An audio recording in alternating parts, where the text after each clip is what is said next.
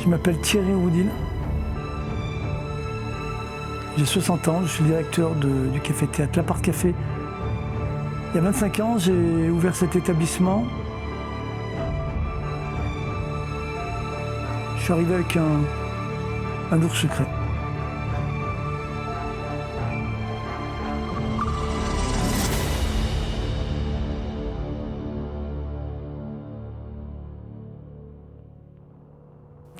Je suis originaire de Romans-sur-Isère dans la Drôme. Je suis issu d'une famille de 2 enfants. Ma mère a longtemps été femme de ménage, ouvreuse de cinéma. Femme de ménage dans un café-théâtre. Donc d'où ma passion pour les arts, en ce cas le cinéma et le théâtre. Mon père, lui, était ouvrier, chef d'équipe. J'ai un papa qui va se montrer excessif, avec maman surtout. Donc ma mère va divorcer. Et puis nous allons donc quitter Romans-sur-Isère pour nous installer à l'Alpe d'Huez, où nous allons vivre longtemps dans un appartement au-dessus d'un cinéma. C'est-à-dire que la personne qui nous accueille est opérateur du cinéma de l'Alpe d'Huez. À Romans, je suis un élève moyen. Je ne suis pas mauvais, mais je ne suis pas très brillant non plus. Mais par contre, je m'intéresse au cinéma et au théâtre. Ça a toujours été. Donc, ma mère était femme de ménage à la Charrette, café-théâtre de renom dans la région. Donc voilà, j'ai toujours eu le goût de... Il y avait toutes ces photos de Christian Masson, le responsable avec les artistes, le public, tout le monde avait le sourire, ça m'a marqué. Ça tranchait avec le PMU où mon père m'amenait le dimanche. Où il y avait un brouhaha de dingue, ça s'appelait le pastis, la clope, c'était... Mon père donc était un homme excessif, voilà, qui a toujours trouvé des excuses à ses colères, à ses pétages de plomb. Il a toujours trouvé comme excuse l'Algérie, la guerre d'Algérie, traumatisé par ce qu'il a vu, et certainement par ce qu'il a fait aussi. Donc mon père, voilà, c'est quelqu'un qui boit. C'est un ouvrier. Enfin, je ne veux pas tous les mettre dans le même sac, mais à l'époque, le monde ouvrier, c'était ça, c'était le pastis au PMU, c'était les Gauloises sans filtre. Donc voilà, mon père, un homme pas cool, qui nous aimait certainement, mais qui n'a pas su s'y prendre comme il faut, donc ma mère a demandé le divorce. Puis bon, elle avait des tas de maîtresses, alors ça, par contre... Je me rappelle d'une fois où on habitait à La Monnaie, ma mère a coincé, il couchait avec la voisine. Elle l'a coincé, elle est tombée, enfin coincée. Elle est tombée nez à nez dans les escaliers avec cette femme et la suite, vous imaginez ce qui s'est passé. Hein. Ma mère, elle avait le sang chaud, c'était une Italienne. Alors j'y étais parce qu'elle est décédée depuis. Donc nous voilà partis ensuite, je suis jeune, hein, on part à l'Alpe d'Huez, j'ai 11 ans. On fera qu'une année à l'Alpe d'Huez. Ma mère va acheter un restaurant en Ardèche, à sa sœur de Montagu. Là, quand je vais arriver, je vais avoir de grosses difficultés scolaires. Je fais ce que je peux pourtant. Hein. Mais rapidement, mon père, lui qui est resté à Romans, déconne. L'alcool. Il pourra plus payer les traites de la maison. Donc ma mère, elle, entre-temps, c'est un peu compliqué là, ce que je vous raconte, mais c'est difficile à résumer. Il est toujours en contact avec ma mère, puisqu'il vient nous voir de temps en temps. Ma mère va décider de racheter la maison à Romans, va en profiter pour acheter un restaurant, parce qu'elle était gérante en Ardèche. Et donc nous voilà de retour à Romans. À ce moment-là, donc, j'attaque ma seconde. Mais il y a tellement eu de déplacements et tout que cette seconde, je vais la redoubler. Donc je vais faire 2 secondes, une première et 2 terminales. Donc pour en revenir à mon niveau scolaire, voilà, ça a été le chaos quand même, mais je vais obtenir mon bac. J'obtiens mon bac. Ma mère, elle a ouvert donc un restaurant. Et le week-end, elle transforme ça un petit peu en discothèque, c'est un grand mot, en dancing. Voilà, pour arrondir les fins de mois. C'est là que je vais rencontrer celle qui va devenir ma fiancée, avec qui je vais me marier ensuite, je vais vous expliquer pourquoi. Il y avait de l'amour, mais il y a une autre raison.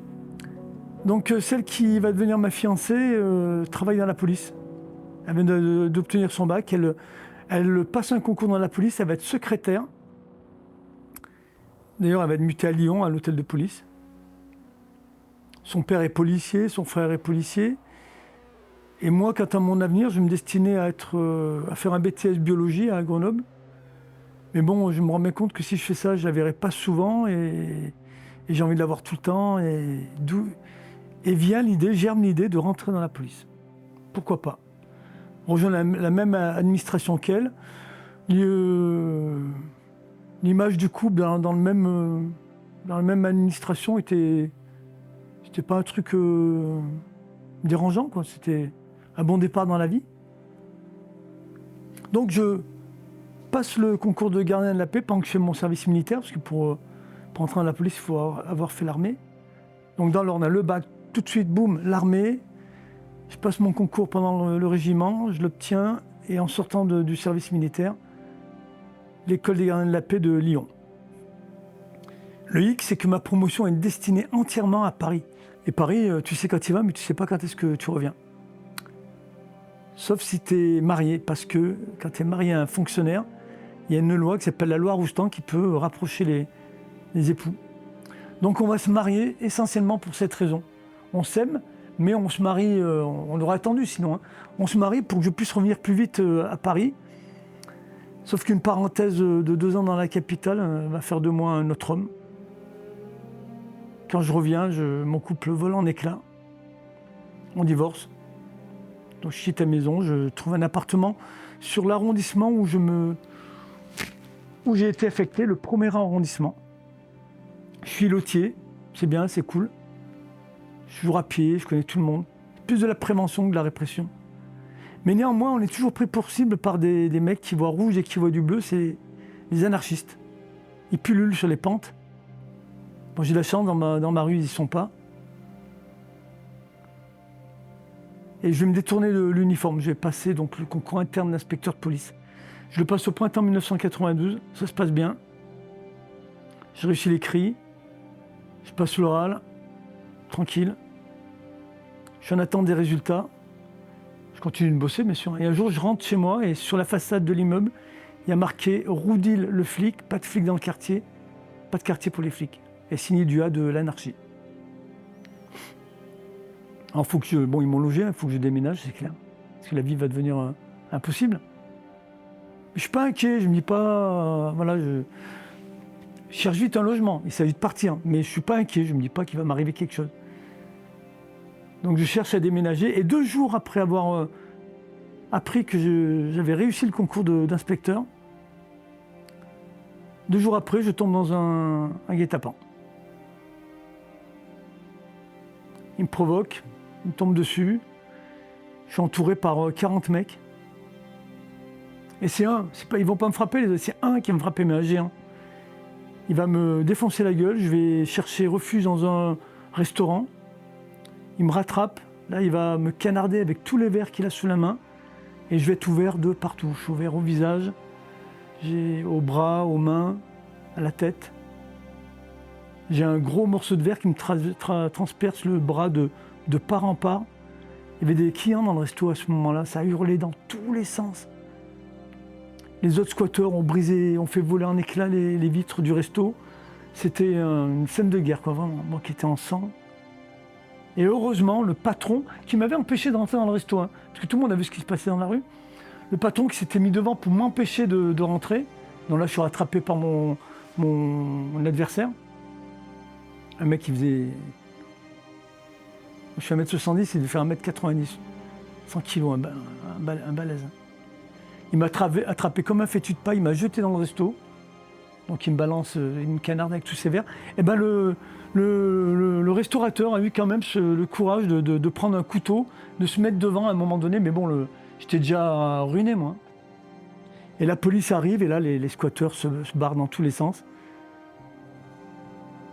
Donc j'ai été amené à l'hôpital, marqué physiquement et psychologiquement, parce que j'ai vu ma dernière heure arriver ce jour-là. Donc je suis en arrêt de travail, je vais déménager sous surveillance policière. Je remets plus l'uniforme, fini. Et après, c'est l'école des inspecteurs de police à Canécluse. 1 an de scolarité, je suis bien classé, j'ai bien travaillé. Je choisis de revenir à Lyon. Bon, pas le premier, hein, parce que c'est bon, hein, j'ai donné. Mais je veux rester dans le centre-ville, donc je vais choisir le 2e arrondissement, la Presqu'île. La Presqu'île, entre Rhône et Saône. C'est animé, mais c'est réputé feutré, bourgeois même. Là, je me retrouve dans un commissariat où il y a 2 services. Il y a un service antidrogue, un service de plainte, comme je sors d'école. C'est aux plaintes que je vais atterrir, parce qu'un bon inspecteur, c'est un inspecteur qui sait faire des procédures. Voilà. C'est là qu'on apprend. Le vrai terrain, c'est la machine à écrire. Bon, c'est pas un super service, hein, c'est pas palpitant, mais ça a un avantage, c'est que j'ai tous mes week-ends. Moi, le week-end, j'ai ça en roman et je fais la fête. Je vais voir ma mère, hein, et je fais la fête avec les copains. Et la fête, à l'époque, la fiesta, elle rimait avec Baccarat, la discothèque branchée du centre-ville de Valence. Et un soir d'été 93, là, je suis avec mes amis dans le club, et je vais avoir un coup de foudre. Il y a une fille qui rentre et le vrai coup de foudre. À peine je la vois, je la quitte plus des yeux, je suis subjugué. Mais à part sa beauté, je ne la connais pas encore, donc c'est que sa beauté. Elle est bien habillée, Alors elle s'assoit, il faut que je fasse sa connaissance, j'y vais. Le courant passe, elle fait des études à Grenoble, elle va préparer une maîtrise. Voilà, c'est une histoire d'amour qui va être trépidante. Donc là, on est en 93. En 95, pour la petite histoire, les grades se militarisent dans la police et les inspecteurs deviennent des lieutenants. Il y a une réforme du corps des officiers. Moi, je m'achète un plateau à Lyon, à la Croix-Rousse. Je le rénove, j'en fais un bijou. Je prépare le concours de commissaire aussi. Parce que je me dis que j'ai pas envie de passer toute ma vie aux plaintes. Et puis ma chérie obtient son diplôme, vient vivre avec moi, tout se passe bien. Juste ma mère qui m'annonce qu'elle a une maladie invisible, une polykystose rénale. Ses reins se dégradent lentement mais sûrement. Maladie invisible et héréditaire. Ça peut sauter une génération, mais ça peut toucher celui de ses enfants ou ceux de ses enfants qui auront le même groupe sanguin. Et ma mère est au plus et je suis au plus. Mais bon, ma mère me dit ça, je la vois, je la vois pas comme une malade, quoi. Elle est jolie, c'est une belle femme, elle est jeune. Moi, j'ai la trentaine qui démarre, je la vois pas comme une malade. Ça peut sauter une génération. Ça me passe au-dessus de la tête, cette histoire, en fait. Cette même année, donc on est en 95, à la fin de l'année, il y a le groupe Sup qui va faire une saisie de drogue spectaculaire. 5 kilos d'héroïne, presque pure. Après analyse, elle est pure à 70%. Et à l'issue de cette affaire, qui a fait la une des journaux dans la région lyonnaise, les ballots il y a 5 ballots de 1 kg, tout le monde va vouloir les voir. Hein. Moi, le premier, enfin, et à la fin de l'action dans le commissariat, j'ai voulu voir un petit peu comment ça se passait, quoi. C'était génial. Les auditions, c'était chouette. Enfin voilà, ça c'était la vraie police, celle que j'avais vue à la télé, dans Starsky Hutch. Donc les ballots sont placés sous scellés et partent à l'incinérateur.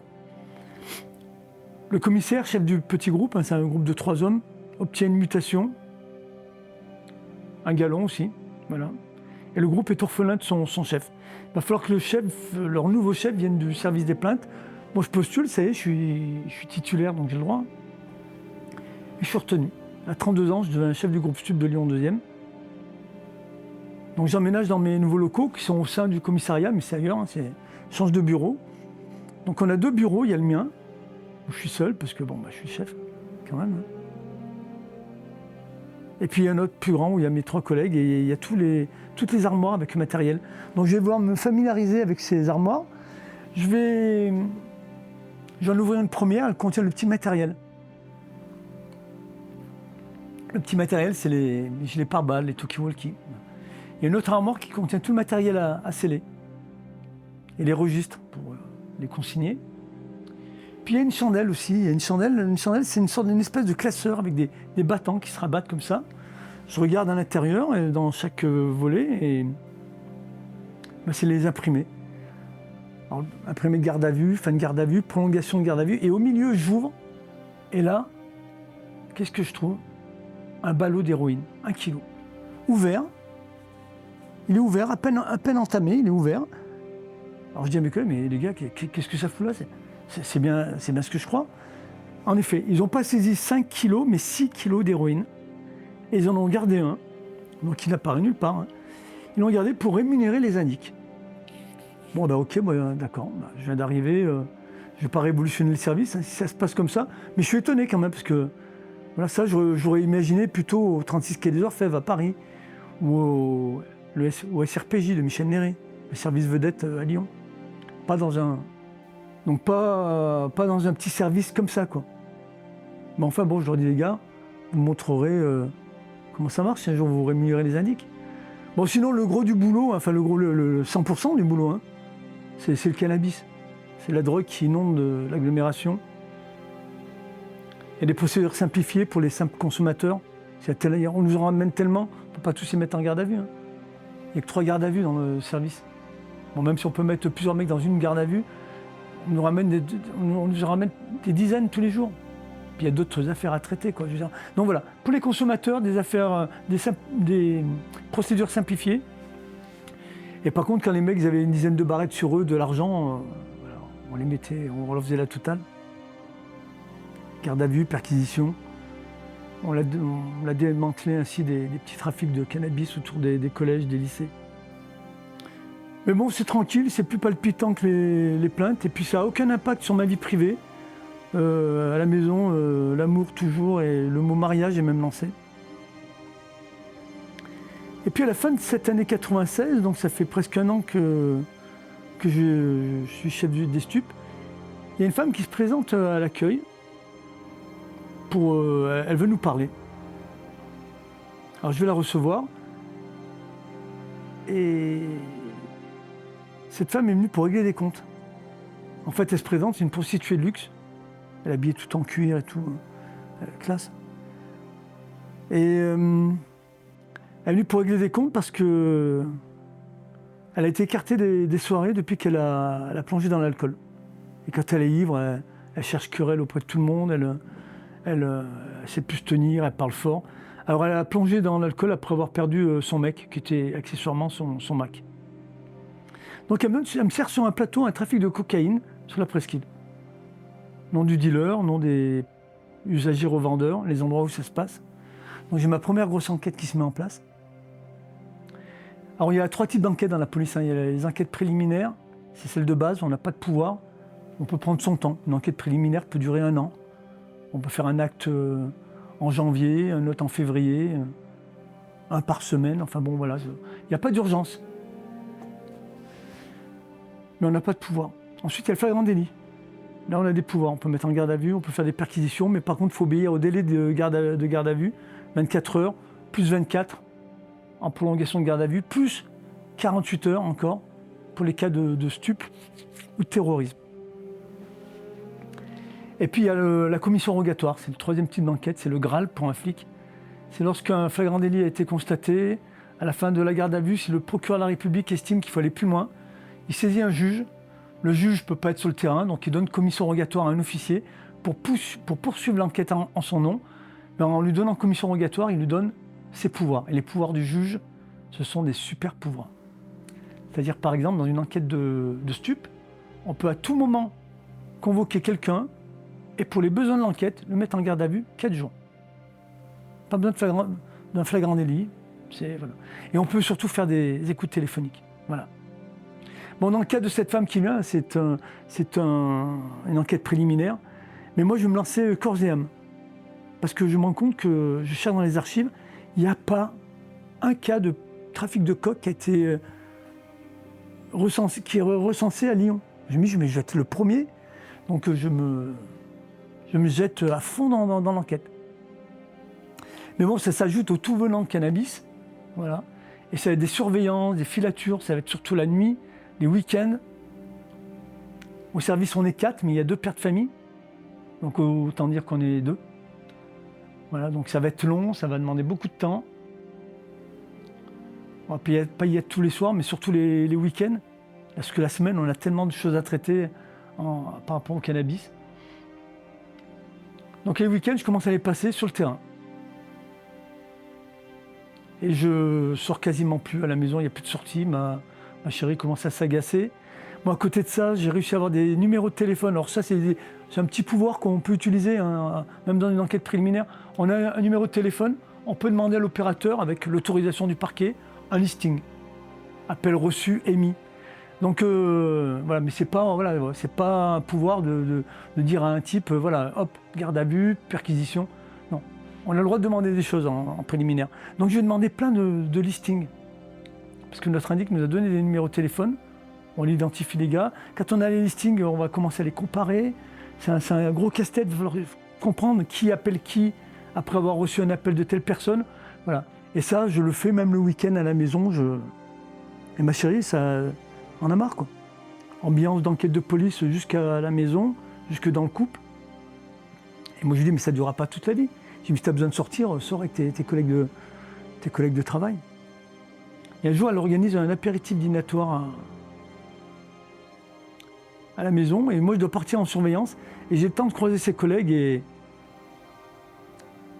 il y en a un, c'est un putain de beau gosse, et elle est particulièrement bien sapée ce jour-là. Je pars bosser, mais j'ai un doute qui s'est logé là, et qui ne me quittera pas. Mais qu'est-ce que je peux lui dire? Ton comportement a changé, parce que je me rends compte que son comportement, en effet, n'est plus le même. Mais c'est moi qui suis jamais là, et puis qu'est-ce que je peux dire? J'ai vu un beau gosse dans la troupe, j'ai passé pour un mec jaloux. Alors pour en avoir le cœur net, je vais passer dans le cadre de mes demandes de listing son numéro de téléphone. Voilà. Et je reçois le listing un week-end où elle est partie voir ses parents. Bon, je passais tous les jours au service pour ce que j'avais reçu. Là, j'attendais son listing. Ce week-end-là, il est dans la corbeille. Je l'ouvre, je l'épluche. Un numéro de téléphone que je ne connais pas, j'appelle. Bon, je connaissais le prénom du gars, hein, même là, il présentait. C'est sa messagerie. Donc je l'appelle tout de suite, elle, pour me demander des explications. Je la fais courte. C'est la fin de l'année. Et c'est la fin de ma love story. Donc à partir de ce moment-là, moi donc plus de son, plus d'image, plus rien. Ses parents qui viennent récupérer ses affaires. Moi maintenant, je suis déprimé, quoi, c'est tout. Alors comme je ne veux pas me retrouver seul à la maison le soir, je traîne dans un bar qui est juste à côté du commissariat et je bois des canons. Alors je me mets pas minable non plus, hein, mais je bois du whisky. Je me mets pas minable parce qu'heureusement il y a mon enquête quand même qui me tient. Puis un jour il y a une jolie fille qui croise mon regard et